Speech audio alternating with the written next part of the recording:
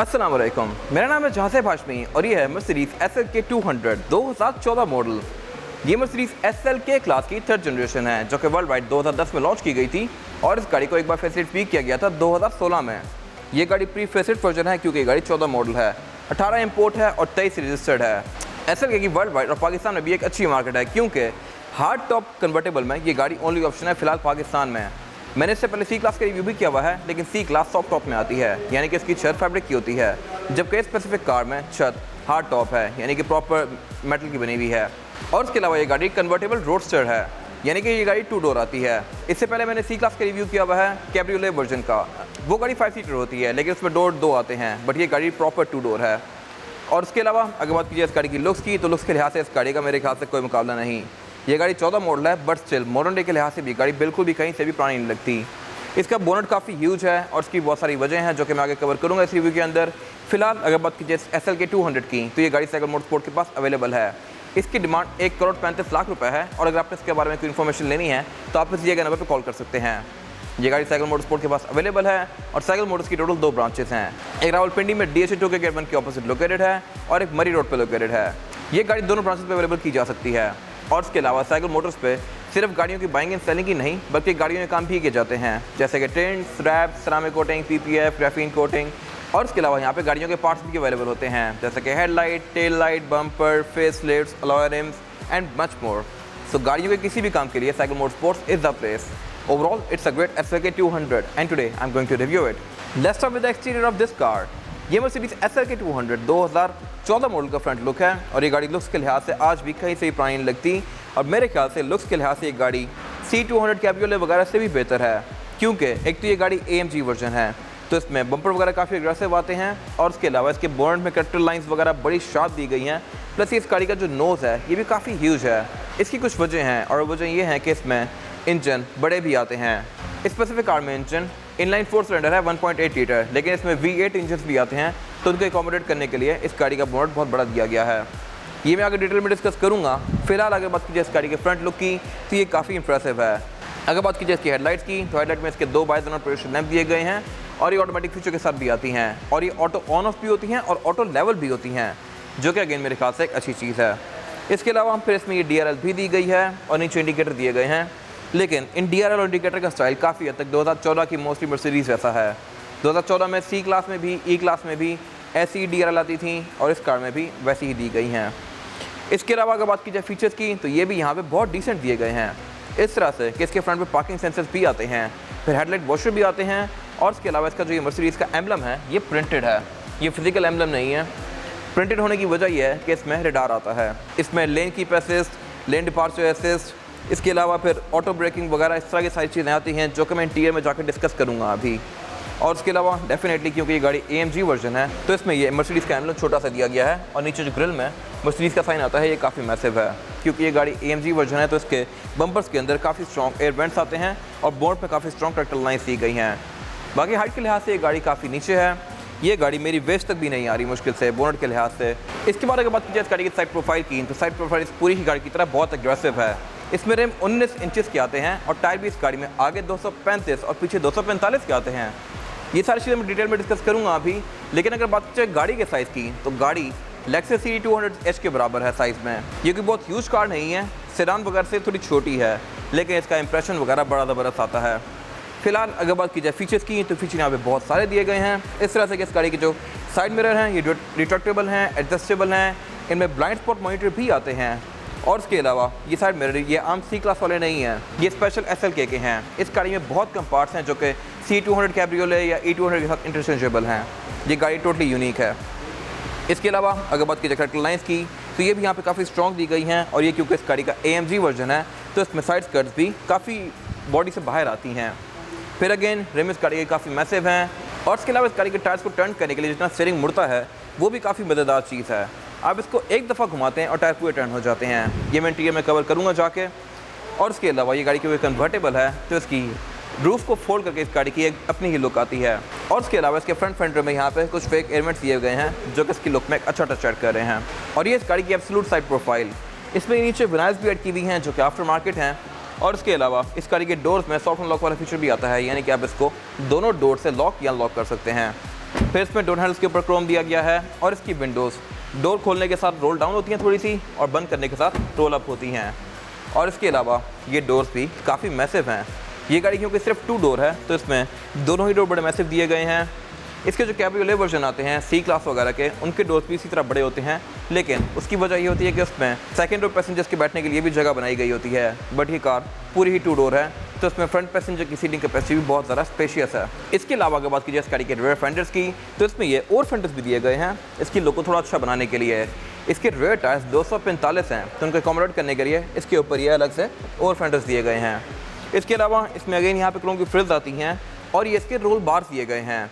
ये भी अगेन एक अच्छी चीज़ है और इसके पीछे ग्लास दिया गया है। ग्लास की वजह यह है डेफिनेटली कि इसमें से हवा की क्रॉसिंग लिमिटेड हो। इसको आप उतार भी सकते हैं की से अनलॉक करके।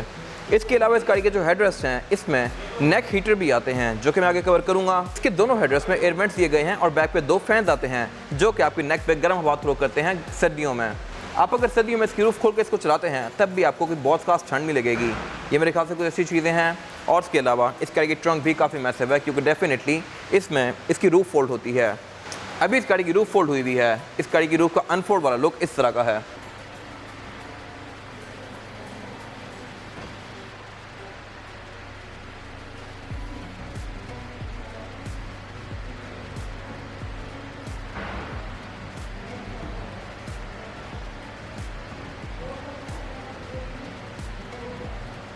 और ये इसकी रूफ का अनफोल्डेड लुक। इसकी रूफ मैंने ओपन कर ली है और कोई नया बंदा स्पॉट नहीं कर सकता कि ये गाड़ी कन्वर्टेबल है या नहीं।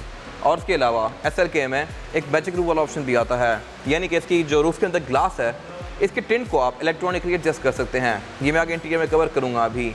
इसके अलावा ये प्रॉपर इसमें पिलर दिए गए हैं, रेड शील्ड आती है, ऊपर भी एक ग्लास आता है और अभी गाड़ी प्रॉपर एक कूपे जैसी लुक दे रही है।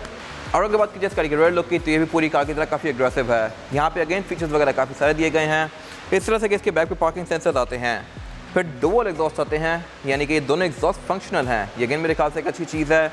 और उसके अलावा ये गाड़ी क्योंकि AMG वर्जन है तो इसमें रेयर बम्पर भी काफ़ी अग्रेसिव आते हैं। फिर इसकी टेल लाइट्स LED में आती हैं, इंडिकेटर भी LED में दिए गए हैं। ये SLK 200 की बैजिंग और इसकी ट्रंक पे किले स्पॉइलर भी आता है। इसकी ट्रंक को लॉक करने के लिए की फॉर पर रिलीज दिया गया है और इसका ट्रंक आप यहीं से लॉक कर सकते हैं लाइक दिस। ट्रंक इस गाड़ी का काफ़ी मैसिव है और उसकी वजह यह है कि इसने ऑब्वियसली इसकी रूफ अकोमोडेट करनी होती है। इसकी रूफ की फोल्डिंग के लिए स्पेशल यहाँ पे एरिया दिया गया है और इसकी ट्रंक कैपेसिटी आम गाड़ी से थोड़ी कम होती है। यहाँ पर आप आराम से 2-3 हैंड कैरी रख सकते हैं या फिर एक बड़ा सूटकेस रख सकते हैं। इससे ज़्यादा यहाँ पे कुछ नहीं आएगा। और इसके अलावा इस नीचे देखिए लिड को उठा के आप इस गाड़ी का स्पेयर टायर एक्सेस कर सकते हैं। ये मेरे ख्याल से एक अच्छी चीज़ है। अब मोस्टली सेडान कार्स के अंदर भी स्पेयर टायर नहीं आ रहे होते, लेकिन इस तरह की कन्वर्टेबल कार के अंदर ही मर्सिडीज ने स्पेयर टायर दिया है। इसके अलावा इस कार में हेडलाइट भी आता है जो कि नीचे पड़ा हुआ है और इसकी रूफ को फोल्ड करने के बाद इसकी ट्रंक कैपेसिटी भी बहुत ज़्यादा स्पेशियस नहीं बचती। इसके अलावा यहाँ पे कुछ खास है नहीं। इसके बाद अगर बात कीजिए इस गाड़ी के इंटीरियर की तो ये मर्सिडीज SLK 200 का इंटीरियर है जो कि काफ़ी स्पोर्टी है। ये गाड़ी क्योंकि AMG है तो इस गाड़ी में सीट्स बकेट सीट्स आती हैं और इसमें सीट बेल्ट भी रेड दी गई हैं जो कि मैं आगे डिस्कस करूँगा। अभी फिलहाल ये गाड़ी क्योंकि कन्वर्टेबल है तो इसकी रूफ को फोल्ड कर लेते हैं। इसकी रूफ को फोल्ड करने के लिए यहाँ पे ये स्लॉट दिया गया है जिसको अनलॉक करके आप इस गाड़ी के रूफ को फोल्ड बैक कर सकते हैं लाइक दिस। और रूफ फोल्ड करने के बाद इस गाड़ी की एक बड़ी मज़ेदार फील आती है। इसके अलावा अगर बात कीजिए इस गाड़ी के डैशबोर्ड की तो डैशबोर्ड इस गाड़ी का लुक्स के लिहाज से बड़ा मज़ेदार है, लेकिन साइज़ के लिहाज से ये गाड़ी थोड़ी छोटी है as compare to sedan cars. इसके अलावा अगर बात कीजिए इस गाड़ी के स्टीयरिंग व्हील की तो स्टीयरिंग व्हील इस गाड़ी का मर्सिडीज E क्लास जैसा है जो कि इस एरा में आती थी। इसके स्टीयरिंग के लेफ्ट स्पोक को जो कंट्रोल दिए गए हैं यहाँ से आप इस गाड़ी के MID डिस्प्ले के बीच में नेविगेट कर सकते हैं और राइट स्पोक को जो कंट्रोल दिए गए हैं यहाँ से आप इस गाड़ी की मल्टीमीडिया स्क्रीन के बीच में नेविगेट कर सकते हैं। ये तो सब बेसिक स्टफ है। इसके अलावा इस गाड़ी में पैडल शिफ्टर्स भी आते हैं जो कि मेरे ख्याल से एक अच्छी चीज़ है। बीइंग एन AMG इसमें पैडल शिफ्टर्स दिए गए हैं और इसके अलावा इसमें एयर बैग्स भी काफ़ी सारे आते हैं। इस गाड़ी में टोटल 6 एयर बैग्स दिए गए हैं, एक स्टीयरिंग व्हील में, एक डैशबोर्ड में, 2 डोर्स में और 2 सीट बेल्ट में। तो ये आपको हर तरफ से गाड़ी अच्छा खासा प्रोटेक्ट करती है। और इसके अलावा ये पूरा स्टीयरिंग लेदर की फिनिश में है, प्लस इसमें रेड स्टिचिंग दी गई है। रेड स्टिचिंग भी सिंपल कार्स में नहीं आती, इसके बाकी एक्सेंट्स को मैच करने के लिए ये रेड में दिया गया है। इसके अलावा अगर बात कीजिए इसके मीटर की तो मीटर भी इस गाड़ी का इस एरा की मोस्टली कार्स के मीटर से बहुत बेहतर है, इस तरह से कि काफ़ी स्पोर्टी सा लगता है। इसके बीच में जो ब्लैक एरिया है इसमें चेकर पैटर्न दिया गया है जो कि एक स्पोर्ट्स कार वाली लुक देता है इसको। इसके अलावा इसकी स्पीड लिमिट 260 तक है जो कि गाड़ी बहुत आराम से हिट कर सकती है और साथ एक RPM दिया गया है और इसकी रेड लाइन 6.3 पे है। बाकी साथ यहाँ पे बेसिक गैजेट्स दिए गए हैं और सेंटर में एक MRI डिस्प्ले है जो कि आपको इस गाड़ी की बहुत सारी चीज़ें शो करवाता है, जैसे कि ट्रिप्स, नेविगेशन, ऑडियो की चीज़ें वगैरह, टेलीफोन की सेटिंग्स, फिर ड्राइव असिस्ट, सर्विस इंटरवल्स वगैरह और सेटिंग्स। यहाँ से आप इस गाड़ी की बहुत सारी चीज़ों को कॉन्फ़िगर कर सकते हैं और इसके अलावा यहाँ पे वो सारी बेसिक चीज़ें शो होती हैं जो कि यूजुअली कार्स में आती होती हैं। इसके अलावा अगर बात की इस गाड़ी के मीटर की हाउसिंग की, तो हाउसिंग इसकी छोटी सी ही है, लेकिन ये साइज सॉफ्ट टच मटेरियल में है, लेदर की फिनिश में है और इसमें साउंड सिस्टम भी प्रीमियम आता है। इसके डैशबोर्ड में एक सबवूफर दिया गया है, फिर ट्वीटर्स दिए गए हैं, डोर्स में स्पीकर दिए गए हैं और बैक पे भी स्पीकर आते हैं और एक सेंटर में सबवूफर भी आता है। तो कुल मिला के इस गाड़ी का साउंड सिस्टम भी काफ़ी अच्छा है। फिर इसके डैशबोर्ड के सेंटर में एक पार्किंग सेंसर का इंडिकेटर दिया गया है जो कि आपको डिस्टेंस इंडिकेट करता है। फिर इसके अलावा इसकी जो रूफ़ है ये मेरी सर की हाइट पे ही है। इसमें एयर कर्टन्स भी आते हैं जो कि विंड को डिफ्लेक्ट करते हैं काफ़ी हद तक और इनको भी अपनी मर्ज़ी के लिहाज से ओपन या क्लोज़ कर सकते हैं। फिर इसके जो पिलर्स हैं इनमें ये एम्बिएंट लाइट्स भी दी गई हैं जो कि मेरे ख्याल से अगेन एक अच्छा टच है। रात में ये सीट के ऊपर एक काफ़ी अच्छा इफेक्ट देती हैं। और इसके अलावा यहाँ पे एक मज़ेदार इफेक्ट ये है कि अगर आप इस गाड़ी को एक स्पेसिफिक स्पीड पर चलाते हैं तो इसके अंदर बारिश भी नहीं आती। बाकी सेंटर में इसका ये वैनिटी मिरर दिया गया है जो कि ऑटो डिपिंग वाला है। इसके अलावा इसके सन वाइजर्स भी प्रॉपर स्पोर्ट्स कार जैसे हैं, ये हार्ड प्लास्टिक के हैं और इसके बीच में ये ग्रिल्स दी गई हैं। इसमें वैनिटी मिरर भी आता है और साथ एक लाइट दी गई है जो कि ऑटोमेटिक है। फिर सेंटर में इसके ये सनग्लास होल्डर दिया गया है, केबिन लाइट्स दी गई हैं और इसके अलावा डेफिनेटली ये इस गाड़ी की रूफ जो कि फ़िलहाल कन्वर्ट हुई हुई है और गाड़ी के अंदर बड़ी मज़े की हवाएँ आ रही हैं। फिर सेंटर में एक ये बटन दिया गया है, ये बेसिकली इसकी रूफ के बीच में जो ग्लास है उसको टिंट या ट्रांसपेरेंट करने का है। आप इसको इलेक्ट्रॉनिकली टिंट या ट्रांसपेरेंट कर सकते हैं जो कि अगेन मेरे ख्याल से एक मज़े की चीज़ है। इसके अलावा अगर बात की जाए इसके डैशबोर्ड की तो सेंटर में स्क्रीन दी गई है जो कि हर मर्सिडीज़ ई या सी क्लास जैसी है। इसके बारे में कोई खास बात करने का फ़ायदा है नहीं। अगर बात की जाए एयरवेंट्स की तो इसमें थोड़े डिस्टिंक्टिव से हैं, ऐसे ही किसी और मर्सिडीज़ में नहीं आते। फिर उससे नीचे यहाँ पे अगेन इसकी बेसिक चीज़ें दी गई हैं, telephone control, navigation, multimedia controls, लेकिन उससे नीचे कुछ अच्छे फीचर्स दिए गए हैं और वो ये हैं कि इसमें ड्राइवर और पैसेंजर दोनों की सीट हीटेड आती है। इसके 3 अलग अलग लेवल्स हैं, इनको आप यहाँ से ऑन ऑफ कर सकते हैं। और फिर साथ यहाँ पे एक और चीज़ दी गई है जो कि नेक वार्मर है। मेरे हेडरेस्ट के नीचे यहाँ पे एक एयर वेंट दिया गया है जहाँ से एक गाड़ी गर्म हवा थ्रो करती रहती है सर्दियों में आपकी नेक को गर्म रखने के लिए। यकीन मेरे ख्याल से एक अच्छी चीज़ है। और अगर बात की जाए हीटर की तो हीटर इस गाड़ी में एक तो डैशबोर्ड में भी आता है, फिर इस गाड़ी की सीट्स भी हीटेड हैं, फिर इस गाड़ी की नेक भी हीटेड है। तो ये गाड़ी आपको हर तरफ से एक कोजी रखेगी सर्दियों में। फिर इसके बाद यहाँ पे एक पार्किंग सेंसर को ऑन ऑफ करने का कंट्रोल दिया गया है। इको आइडलिंग का बटन दिया गया है, इसमें इको आइडलिंग भी आता है जो कि इसके एवरेज को और बेहतर बनाता है। फिर सेंटर में एक हज़र लाइट का बटन दिया गया है जो कि डेफिनेटली ब्लिंक करता है और एक ट्रैक्शन कंट्रोल का बटन दिया गया है जिसको आप यहाँ से ऑन या ऑफ कर सकते हैं। फिर उससे नीचे यहाँ पे इसका क्लाइमेट कंट्रोल दिया गया है। क्लाइमेट कंट्रोल इस गाड़ी में सिंगल जोन है, अगर ये डुअल होता तो मेरे ख्याल से अच्छी बात थी, बट इट्स ओके। फिर नीचे यहाँ पे एक ये सिग्नल लाइट और एक एस्ट्रे दी गई है, उससे पीछे गेयर लेवर दिया गया है और उसमें जो गेयर सिलेक्शन है वो है PRND और D में करके आप इस गाड़ी को मैनुअली भी चला सकते हैं। इसे पैडल शिफ्टर्स भी दिए गए हैं और आप इसको गेयर्स में यहाँ से भी स्विच कर सकते हैं। उससे पीछे फिर यहाँ पे एक स्क्रॉलर व्हील दिया गया है जिससे आप इस गाड़ी की स्क्रीन के बीच में नेविगेट कर सकते हैं। इसमें स्क्रीन टच में नहीं आती। उससे पीछे 2 कप होल्डर्स दिए गए हैं और एक ये पैनल दिया गया है जो कि सिंपल मर्सिडीज़ में तो ये ब्लैंक सा ही होता है, इसका कोई पर्पज़ समझ नहीं आता, बट इस गाड़ी में यहाँ पे इसकी रूफ को फोल्ड करने के लिए कंट्रोल्स दिए गए हैं। इसमें एक ये बटन दिया गया है जिससे आप इस गाड़ी की रूफ को फोल्ड अनफोल्ड कर सकते हैं और फिर उससे पीछे एक और कंट्रोल दिया गया है जिस पर 4 विंडोज़ बनी हुई हैं। इसका पर्पज़ ये है कि इस गाड़ी की सारी विंडोज़ को all at once roll down कर देता है लाइक दिस। बेशक वो विंडोज़ हों, विंड डिफ्लेक्टर्स हों, ये जो मर्जी चीज़ हो, और इनको रेस करने के लिए भी अगेन आप इसी को यूज़ कर सकते हैं। अभी मैं इस गाड़ी की विंडो को यहाँ से रोल डाउन या रोल अप कर रहा हूँ और इसकी विंडोज़ को रोल डाउन रोल अप करने के लिए यहाँ पे भी कंट्रोल्स दिए गए हैं ड्राइवर और पैसेंजर दोनों के। इस गाड़ी में एक अच्छी चीज़ ये है कि इसमें सिर्फ 2 ही बटन दिए गए हैं, लेकिन अगर आप मर्सिडीज़ सी क्लास या ई क्लास लेते हैं कैब्रियोले वर्जन तो उसमें 4 बटन आते हैं। अगले 2 फंक्शनल होते हैं, पिछले 2 डमी होते हैं और वो डमी बटन निकल भी जाते हैं। तो मेरे ख्याल से यहाँ पे एक चीज़ अच्छी है, अगर वो बटन गुम हो जाए तो आपको मिलेंगे नहीं आराम से, और अगर मिलेंगे तो बहुत महंगे होंगे, जबकि इसमें ऐसा नहीं है।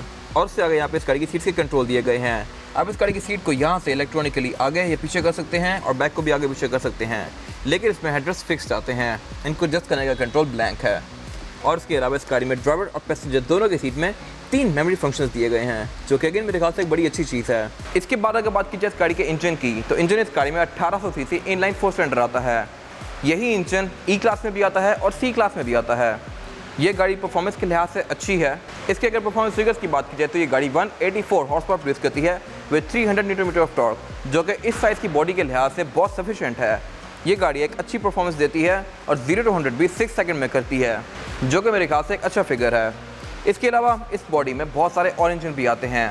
इनलाइन 4 सिलेंडर ये इंजन है, फिर इसमें V6 भी आता है, फिर V8 भी आता है और इसके अलावा इस पर डीजल इंजन भी आते हैं। तो उन इंजन को अकोमोडेट करने के लिए इस गाड़ी का जो हुड है ये बहुत मैसिव दिया गया है। ये इंजन इसके अंदर जस्ट ठीक लग रहा है, छोटा सा लग रहा है, लेकिन जब इसमें V8 इंजन आता है तो वो प्रॉपर सारी जगह को ऑक्यूपाई कर लेता है। ये गाड़ी आपको एवरेज भी तकरीबन 8 से 9 तक की दे सकती है, जो कि मेरे ख्याल से ठीक है इतनी लग्जरियस कार के लिहाज से। बाकी अगर बात कीजिए फीचर्स की तो ये भी यहाँ पे बहुत सारे दिए गए हैं। इस तरह से कि इसमें ABS भी आती है, ट्रैक्शन कंट्रोल भी आता है, क्रूज कंट्रोल भी आता है जो कि एडॉप्टिव है, और इस तरह की बहुत सारी चीज़ें जो कि इस राइड को अच्छा बनाती हैं। फिर आप इसके सस्पेंशन को भी स्टिफ या सॉफ्ट कर सकते हैं। ये सारी चीज़ें मिलकर इस गाड़ी की राइड को बहुत अच्छा बनाती हैं। और इसके अलावा इस गाड़ी के बोर्ड के अंदर इंसुलेशन भी दी गई है, प्लस इसका बोर्ड हाइड्रोलिक से ओपन होता है, जो कि अगेन मेरे ख्याल से एक अच्छी चीज़ है। इसके अलावा यहाँ पे कुछ खास है नहीं। इसके बाद अगर बात कीजिए टायर साइज़ की, तो टायर साइज़ जो होता है इस गाड़ी में ये है 235, 35 और 19 आगे, और 245, 45 और 19 पीछे। तो ये मेरे ख्याल से अगेन एक डिफरेंट सी चीज़ है जो कि आपको यूजुअली मोस्टली कार में देखने को नहीं मिलती। इसमें अगले टायर छोटे हैं लेकिन पिछले बड़े हैं, क्योंकि ये गाड़ी परफॉर्मेंस पे काफ़ी अच्छी है तो इसमें पीछे बड़े टायर दिए गए हैं। इसके बड़े इंजन के साथ और बड़े टायर आते हैं। और इसके अलावा ये टायर क्योंकि सिर्फ 35 प्रोफाइल के साथ हैं तो इसकी प्रोफाइल भी काफ़ी कम लग रही है और इसको काफ़ी अच्छी लुक दे रही है। इसके अलावा ये रिम्स स्ट्रेस भी काफ़ी वाइड हैं और ये AMG रिम्स हैं जो कि डुअल कॉम्बिनेशन में हैं, एल्यूमिनियम और ग्रे के फिनिश में। और इसके अलावा अगेन इस गाड़ी में टायर और बॉडी के बीच में गैप भी ना होने के बराबर है। मेरी मुश्किल से 2 फिंगर्स एडजस्ट हो रही हैं यहाँ पे, बाकी ये बिल्कुल मतलब बॉडी के साथ लगे हुए हैं। और इसके अलावा इसके बम्पर्स के अंदर कुछ फेक वेंट्स दिए हुए हैं जो कि इसको अच्छी लुक दे रहे हैं। और इवन इसकी जो फ्रंट डिस्क हैं ये भी वेंटिलेटेड हैं, AMG वर्जन में डेफिनेटली वेंटिलेटेड आती हैं। और इसके अलावा यहाँ पे एक और चीज़ जो अनयूजुअल है वो ये है कि आप इस गाड़ी के स्टीयरिंग को सिर्फ एक दफ़ा टर्न करेंगे तो इसके टायर फुल टर्न हो जाएंगे, और एक दफ़ा लेफ्ट करेंगे तो इसके टायर फुल लेफ्ट हो जाएंगे। तो अगेन ये भी मेरे ख्याल से एक अच्छी चीज़ है, आपको इसके स्टीयरिंग को काफ़ी ज़्यादा घुमाना नहीं पड़ेगा। ये था आज का रिव्यू। अगर आपको ये रिव्यू पसंद आया है तो इस रिव्यू को लाइक कीजिए, मेरे चैनल को सब्सक्राइब कीजिए, और अगर आपके पास गाड़ी से रिलेटेड कोई भी राय है तो उसको कमेंट सेक्शन में शेयर ज़रूर कीजिएगा, ताकि वो लोग जो ये गाड़ी लेने वाले हैं वो आपकी राय से फ़ायदा उठा सकें। अपना ख्याल रखिएगा। Thank you.